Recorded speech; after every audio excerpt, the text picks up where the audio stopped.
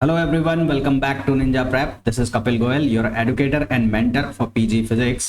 तो अभी तक मैं बहुत सारी यूनिवर्सिटीज़ के बारे में आपको बता चुका हूँ, बहुत सारी यूनिवर्सिटीज़ का मैं रिव्यू कर चुका हूँ एमएससी एडमिशन्स के लिए, जिनमें से बहुत सी यूनिवर्सिटीज़ ऐसी भी हैं जो CUET PG से नहीं हैं, जिनका अपना एंट्रेंस एग्ज़ाम होना है, परंतु उनकी जो रैंकिंग्स वगैरह है या वो यूनिवर्सिटीज़ बहुत अच्छी हैं, इसलिए उनके वीडियोज़ भी करने ज़रूरी थे। तो इस वीडियो में हम ये डिस्कस करेंगे कि जो टॉप 10 यूनिवर्सिटीज़ हैं जिनके अंदर आपको एडमिशन लेना चाहिए, यदि आपके मार्क्स 180 प्लस मार्क्स हैं तो आपको कम से कम इन यूनिवर्सिटीज़ के अंदर तो अप्लाई करना ही करना चाहिए। बाकी इन यूनिवर्सिटीज़ की कट ऑफ के अकॉर्डिंगली आपको वो तो मिलेगा, एडमिशन मिलेगा नहीं मिलेगा, परंतु 180 प्लस आपके मार्क्स है तो कम से कम इन 10 यूनिवर्सिटीज़ में आपको अप्लाई करना चाहिए पीजी एडमिशन्स के लिए, वो भी स्पेशली एमएससी एडमिशन्स के लिए। जो ये टॉप 10 यूनिवर्सिटी मैं कंसिडर कर रहा हूं, इसमें मैं आपको बताने वाला हूं इनकी NIRF रैंकिंग, इनकी एवरेज जो फी पड़ेगी, इनकी हॉस्टल फी जो एवरेज पड़ेगी और जो कट ऑफ जो एक्सपेक्टेड हो सकती है। मैंने आपको पहले भी बताई है, फिर बताऊंगा कि एक्सपेक्टेड कट ऑफ क्या हो सकती है, वो मैं बताने वाला हूं।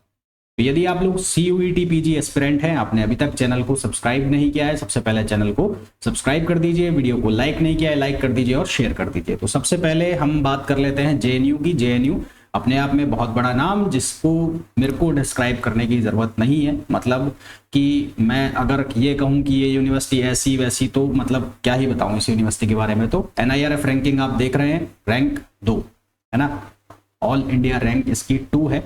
फर्स्ट नंबर पे ऑब्वियसली IISc बेंगलोर है, तो NIRF रैंकिंग इसकी 2 है। एवरेज फीस जो है इसकी वो है 500 रुपीज़ पर ईयर। हाँ, सही सुना आपने, 500 रुपये per year. Average hostel fee जो है सिंगल सीटर रूम के लिए 250 to 300 per year, 250 to 300 per year. Maths charges भी ऐसे कोई ज़्यादा नहीं है, 5 रुपये 10 रुपये 25 रुपये मैक्सिमम, इतने में खाना मिल जाता है आप। अब मैं अगर ये बोलूँ कि कट ऑफ क्या रहती है यहाँ की, तो बहुत सारे कोर्सेज चलते हैं। मैं MSc की ही बात करूँगा, तो MSc में जो यहाँ पर कट ऑफ जाती है, अगर सबसे पहले तो मैं आपको बता दूं कि ये यूनिवर्सिटी जो है वो केवल और केवल पार्ट बी के मार्क्स कंसीडर करती है। पार्ट बी के मार्क्स कंसीडर करती है मींस जो वो मार्क्स होते हैं 300 वाले, उसमें से कंसीडर करती है। तो अगर MSc की कट ऑफ मैं यहाँ पर बताऊं आपको, तो ऑन एवरेज जो मैं बता रहा हूँ सभी कोर्सेज की मिला के, आपके यहाँ पर जो मार्क्स है वो एटलीस्ट 230 प्लस होने चाहिए, है ना। एवरेज बता रहा हूँ मैं आपको, हर किसी कोर्स के इंडिविजुअल अलग अलग होंगे। जैसे कि फिजिक्स की लगभग 235 प्लस रहती है, केमिस्ट्री की 235 प्लस, मैथ्स की 250 के आसपास जाती है, बायो की उससे भी ज़्यादा होती है। तो इतनी कम से कम आपके मार्क्स यहाँ पर होने चाहिए अगर आपको JNU के अंदर एडमिशन लेना है तो, ठीक है। फिर सेकेंड नंबर की जो यूनिवर्सिटी है उसकी हम बात कर ले, तो वो है BHU वाराणसी। BHU वाराणसी जिसकी जो रैंक है 2023 के अंदर वो है 6। एवरेज जो फी इसकी पड़ती है पर ईयर की वो 6500 रुपीज़। हॉस्टल फीस जो है 5000 पर ईयर। एवरेज जो फी है वो आती है यहाँ पर। यहाँ की भी एवरेज अगर मैं कट ऑफ बताऊँ, एवरेज कट ऑफ जितने भी MSc कोर्सेज हैं उनकी सबके एवरेज कट ऑफ में मिला के चलूँ तो 215 नंबर कम से कम आपको चाहिए यहाँ पर अगर आपको एडमिशन लेना है। 215 आउट ऑफ 400 है ना, और ये है आउट ऑफ 400 है। JNU के केस में मैंने बात की थी तो वो थे 300 में से, और ये है आउट ऑफ 400, यानी कि पार्ट A और पार्ट B दोनों को मिला लिया जाए 215 कम से कम आपको चाहिए। हालांकि इसकी पेड सीट्स भी होती हैं, उन पेड सीट्स के लिए जो कट ऑफ है वो थोड़ी अलग होती है। फिर उसके अलावा यहाँ पर जो कोटा होता है जो BHU से पढ़े हुए स्टूडेंट्स हैं उनके लिए, तो यहाँ पर 2 तरह की लिस्ट निकलती है, एक BHU और एक नॉन BHU।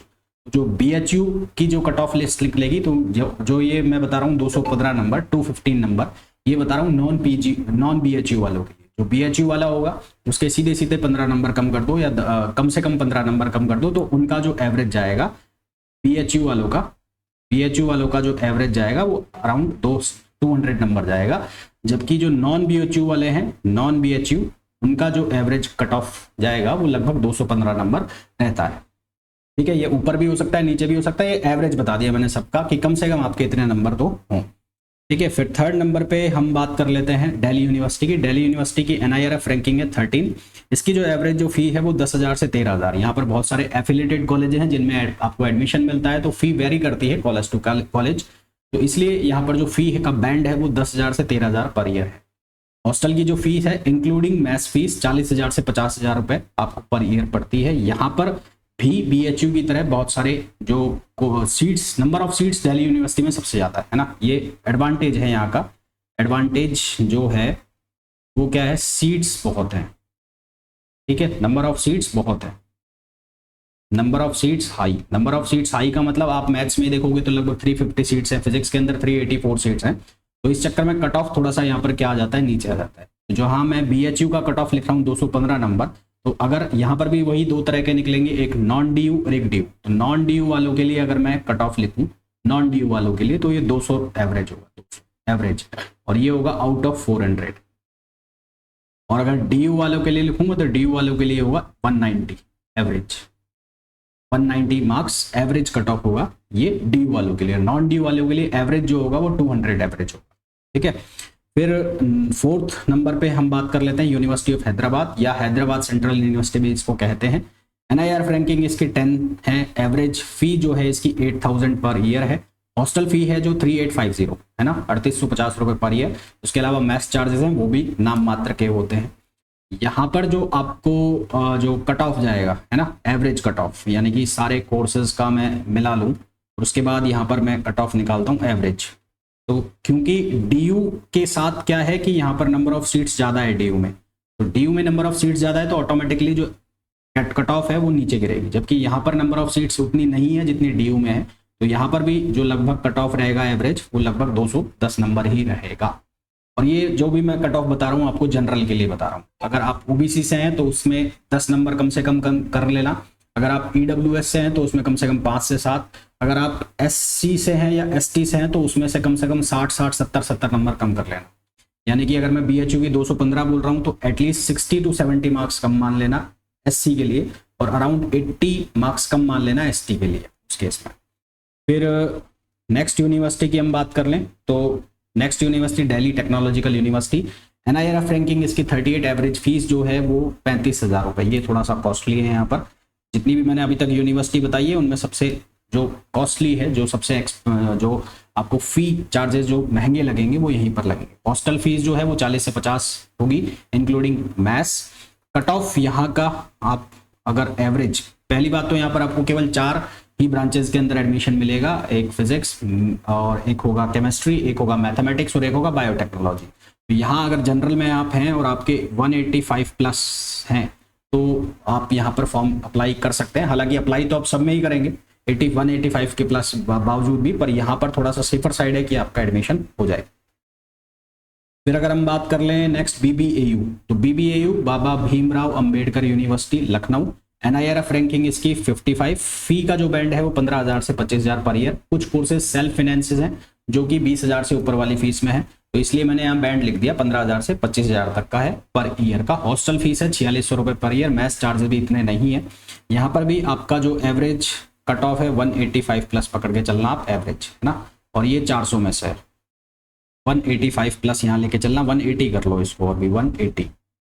फिर अगर हम नेक्स्ट बात करें तो नेक्स्ट है पंजाब सेंट्रल यूनिवर्सिटी जिसकी NIRF रैंकिंग है 3081, एवरेज जो फी है यहाँ का है वो 13,000 पर ईयर है। हॉस्टल फीस जो लगभग आपकी 20,000 रुपये पर ईयर पड़ेगी। यहाँ आप 170 प्लस मार्क्स पे 175 प्लस मार्क्स अगर आपके हैं तो आप थोड़े से सेफर साइड में हो जाएंगे। मिलने को तो कम मार्क्स पे भी आपको मिल सकता है पर आप सेफर साइड पे हो जाएंगे, 175 प्लस मार्क्स पे CU पंजाब में आपको एडमिशन मिल सकता है। फिर अगर हम बात करते हैं पौंडीचेरी यूनिवर्सिटी, नेक्स्ट आती है Pondicherry university, NIRF ranking 68, average जो फीस पड़ेगी 21,571, हॉस्टल फी जो पड़ेगी वो 22,000 पर ईयर पड़ेगी, 22,000 पर ईयर हॉस्टल फी इसकी पड़ेगी। उसके अलावा इसके जो कट ऑफ मानते हैं वो ही 180 के आसपास, 180 प्लस के आसपास जो है वो उसके अंदर आप सेफ जोन में आ जाने चाहिए इसके पौंडीचेरी यूनिवर्सिटी के लिए। फिर अगर हम बात कर लें नेक्स्ट यूनिवर्सिटी की तो नेक्स्ट यूनिवर्सिटी जो है वो है विश्व भारती यूनिवर्सिटी जो कि कोलकाता में है, Vishwa Bharati university West Bengal, NIRF ranking 98, average जो फी है वो 5,500 पर ईयर है। हॉस्टल फीस जो है यहाँ पर ही क्या लिख दिया मैंने, हॉस्टल फीस भी इसकी बहुत कम है, लगभग वही 1200 रुपये है, आई थिंक 1200 रुपये पर ईयर है शायद, एक बार चेक कर लेना, इसकी 1200 रुपये पर ईयर है या 1200 के आसपास ही है इसकी हॉस्टल फीस, 1200 रुपये पर ईयर इसकी हॉस्टल फी है। और इसमें जो है आपको मार्क्स जो मतलब 170 प्लस मार्क्स पे 175 ही ले लो, 175 प्लस मार्क्स पे यहाँ पे आपको एडमिशन मिल जाना चाहिए। पर यहाँ पर आपको एक प्रॉब्लम ये हो सकती है कि यहाँ पर जो एमएससी के जितने भी एडमिशन्स हैं, जितने भी एमएससी कोर्सेज हैं, उनमें एडमिशन जो हो रहे हैं उसके अंदर ऑनर्स मांगा है। ऑनर्स सब्जेक्ट के अगेंस्ट एडमिशन ये दे रही है। जैसे कि आपको एमएससी फिजिक्स में लेना है तो बीएससी ऑनर्स मांगा है, या फिजिक्स आपका मेजर सब्जेक्ट रहा हो तीनों साल। मेजर जो सब्जेक्ट है वो आपका तीनों साल कंटिन्यू होना चाहिए। तो ऐसा तो मेरे हिसाब से सबके पास होना चाहिए। सीट्स भी ठीक ठाक है यहाँ पर। तो ये टॉप 10 यूनिवर्सिटीज़ है। हालांकि इसके बाद भी कई यूनिवर्सिटी बच जाती है जो अच्छी भी हैं, परंतु मेरे अकॉर्डिंग ये टॉप 10 है। जैसा कि आप कहोगे कि सर मैंने एनएसआईटी का नाम नहीं लिया है, मैंने सीयू राजस्थान का नाम नहीं लिया है, मैंने हरियाणा का नाम नहीं लिया है, मैंने नेहरू का नाम नहीं लिया है। तो मैंने उनका नाम नहीं लिया है। मैंने सिर्फ और सिर्फ मेरे को ये लगा कि ये टॉप 10 यूनिवर्सिटी है जो आपको कम फी पर, कम हॉस्टल फी पर, है ना, उसके अलावा बढ़िया एनआरआईएफ रैंकिंग, बढ़िया कोर्स वगैरह सब कंसीडर करते हुए मैंने आपको ये बताया है। तो अगर आपको इनमें कुछ चेंजेस लगते हैं, चेंजेस लाइक कि आपको लगता है कि राजस्थान ऊपर आना चाहिए, हरियाणा ऊपर आना चाहिए, या नेहरू अंदर होना चाहिए, केरला अंदर होना चाहिए, तो वो आप अपने अकॉर्डिंग चॉइस देख सकते हैं कि आपको किस में लगाना है। ये मेरे अकॉर्डिंग टॉप 10 यूनिवर्सिटी है। अगर आप एमएससी के स्टूडेंट हैं और आपके ये 180-85 के ऊपर का आपका स्कोर बन रहा है तो आपको इन यूनिवर्सिटीज़ को सबसे पहले कंसिडर करना चाहिए। तो इस वीडियो में इतना ही।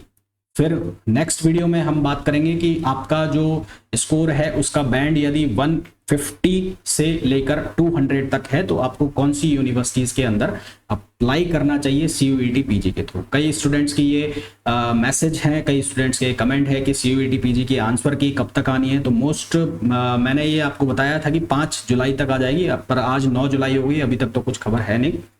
कुछ यूट्यूब चैनल्स पर मैंने आज देखा था और उसमें ये बता रहे थे कि आज शाम तक आनी है, आज रात तक आ जाएगी। तो ऐसा तो मैं कुछ भी भरोसा कर नहीं सकता। तो वेट करो 1-2 दिन और हो सकता है कि आज कल में ही या कल परसों तक में आंसर की आपकी आ जाए। जैसे ही आंसर की आएगी उसके लगभग 5 से 6 दिन बाद आपका जो फाइनल आंसर की है वो आ जाएगी, क्योंकि आपसे पहले वो मांगा जाएगा जो उनके अगेंस्ट आप चैलेंज करोगे क्वेश्चंस को।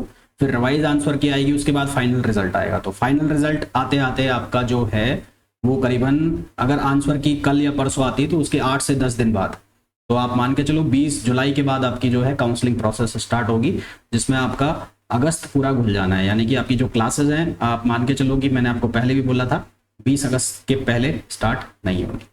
तो इस वीडियो में इतना ही, मिलेंगे नेक्स्ट वीडियो में। वीडियो आपको कैसा लगा कमेंट करके जरूर बताइए।